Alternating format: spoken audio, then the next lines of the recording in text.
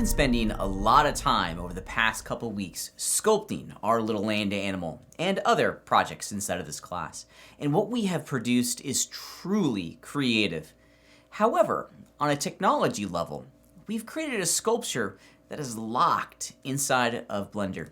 And specifically, it's locked inside of a specific workflow. Here's a great example and an illustration of what I'm talking about. This is the concept sculpture of my little bear. And it's wonderful. I think I've done a really great job. Yay, good job for me, Pat. I love it. It's cool. I like it.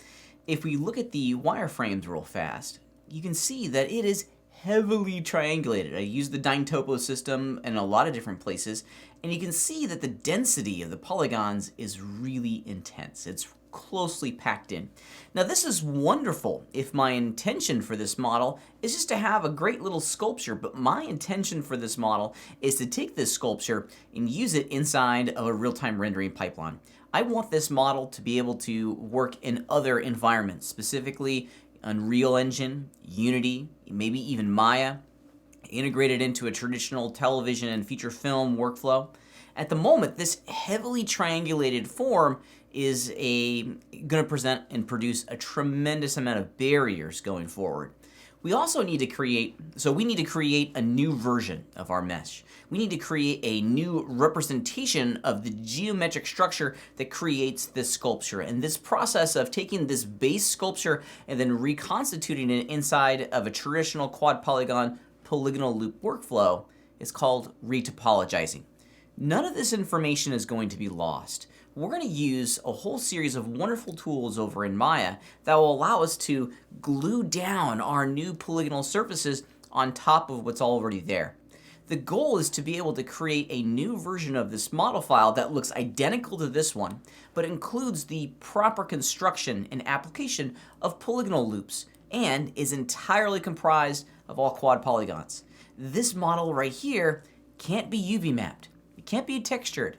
It really can't be deformed, and we're not going to be able to create any sort of control rig on the inside of this model that will give us a predictable, animatable result at the conclusion. Rendering this guy is going to be a little bit of a challenge too. Triangles often produce some big barriers for our rendering technology, which is expecting and is optimized for a quad polygon workflow. So we have a big job in front of us. We need to retopologize this entire surface into a format that can then be easily and smoothly integrated into the rest of our production pipeline. Let me show you what the goal is. So on the surface, this is wonderful. This is a great sculpture, but it's not the goal. Let me activate another version. This is the exact same thing that we saw before. Let me get the eyes on as well. There we go. So here we have a slightly different take. This one has been retopologized. It's entirely comprised of quad polygons. You can see that the surface is now becoming a little bit more smooth. If we were to jump over into edit mode and examine all of its wonderful quad polygon goodness in here, you can see that the density of polygons is much, much lower. We could even go lower if we'd like to.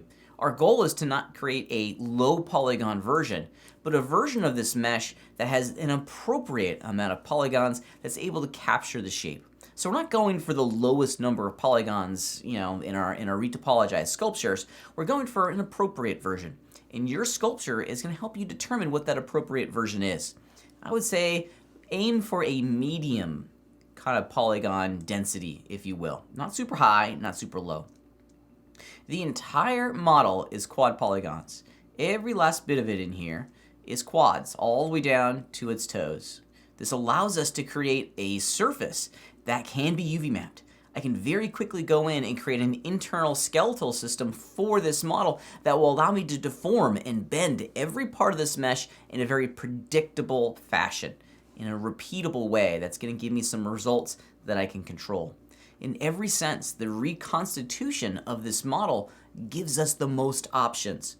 The challenge that we have in front of us is kind of the puzzle of taking this heavily triangulated mesh and simplifying it down into a whole series of loops and a whole series of zones, if you will, that define the quad polygon structure of our mesh itself.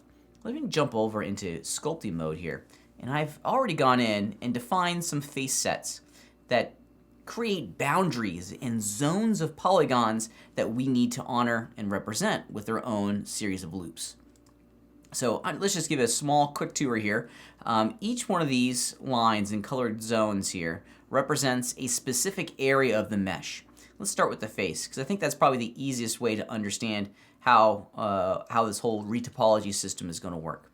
What we want to do here when we're retopologizing our mesh is to take that heavily triangulated areas and create zones of polygons that will allow us to sculpt and deform those zones a little bit more intelligently and a little bit more directly. There are a lot of different solutions to this retopologizing puzzle, if you will, and this is just one. If you look at the bear's face here, and let me go out of perspective and into orthographic view, you can see quite wonderfully here that I've already started to define a whole series of zones. We have the head itself. The polygons that have been assigned to the head have their own series of polygonal structures that support and benefit the interior field, if you will, of that area. Okay. Let's look at the eyes real fast, because the eyes, I think, are just a really great example of what we see here. I'm going to turn on my wireframe overlays. If you look very carefully here, since I've retopologized this outside zone gives me a global control for my eyes. If I wanted to squish and deform just the eyes as a pair, I can do that because I have an edge loops. I have a series of polygons whose edge loops give me that layer of control. In addition, these retopologized loops or zones allow us to define specific anatomical features.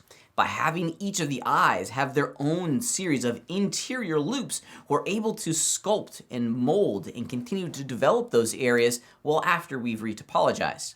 It sets the foundation and creates a nice blueprint for the features of our model itself. That's all thanks to the retopologizing process. You can see that pretty easily again down here in the nose.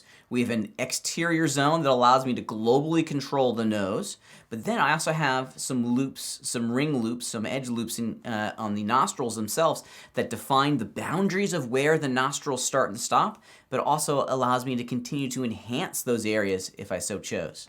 Okay. One of the things that we want to do, especially with the faces of our characters, is to define where the edge of the face begins and ends. And our topology is directly responsible for establishing that boundary. So I'd like to think of these little zones here as both something that creates and defines our mesh, but it also allows us to enhance the texture making and rigging process as well. With a very defined boundary running down this pink one here, I now have a natural seam for my texture map. Now we're going to be talking a lot about how the topology of our mesh influences what we're able to do with our texture map starting next week. But this is a good place to begin. We want to have this, the boundary of the face here represents the boundary of the texture that's going to go on the face. Here's another great illustration of the zones of control. I want to be able to go in and add some very nice representations, polygonal representations for the ears. So I've made a circular boundary with my sculpting or my retopologizing tools in Maya that allow me to very quickly go in and work with these areas to ensure that they're nice and evenly distributed, they're all quad polygons, and that they're going to work with inside the rest of the system as well. Now this light teal face set in here, this is kind of a nice visualization of where the head ends and the rest of the body begins. And I like using our topology to define gigantic zones inside the mesh itself. I didn't go in and colorize each one of these zones, I only did the boundaries. But you can see that each leg has its own polygonal ring, its own loop, that defines where the leg starts and where the body begins. By separating this out, we're able to control the flow of polygons over our geometry. In addition, if we were to look at the elbow for the front leg, again, we have this wonderful ring of polygons that defines the elbow joint itself. This boundary represents the start of the elbow and the end of the arm in this area. So this kind of shores up and solidifies this and strengthens that feature in there. By making the flow of polygons in a circular fashion, we're able to control it with our sculpting tools, and it's going to be easily seen in the final product itself. Now, this is also another great visualization of when one group or one area starts and one area stops. At this area right here, this is where the leg stops and we start the foot. So these zones of control allow us to focus how and where these polygons are going to be distributed across the mesh themselves. Now, this polygonal flow takes some practice and some experience mastering and understanding, and we're going to be walking through in some later videos how we can establish a good polygonal flow.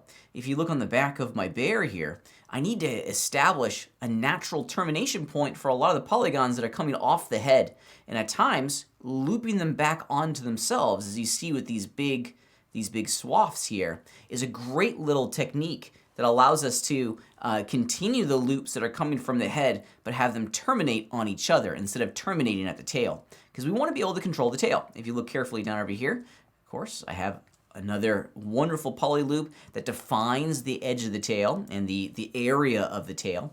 And I can't have the polygons from the head, or the rows of polygons that are coming from the head and terminating in that tail. It's going to make the resolution of the tail about 8 times what it needs to be, and it's going to make it more complex.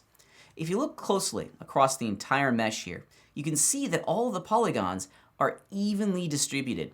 The size of all the polygons are generally the same, and that is by design. We want to have all the polygons be quad polygons that are roughly the same size so that we can sculpt, deform, and continue to enhance them with our own series of custom texture maps with an even kind of density, if you will, of all the polygons across the mesh. We transform our very difficult to control concept sculpture into an asset that's going to cleanly and efficiently integrate into the rest of the real-time rendering pipeline.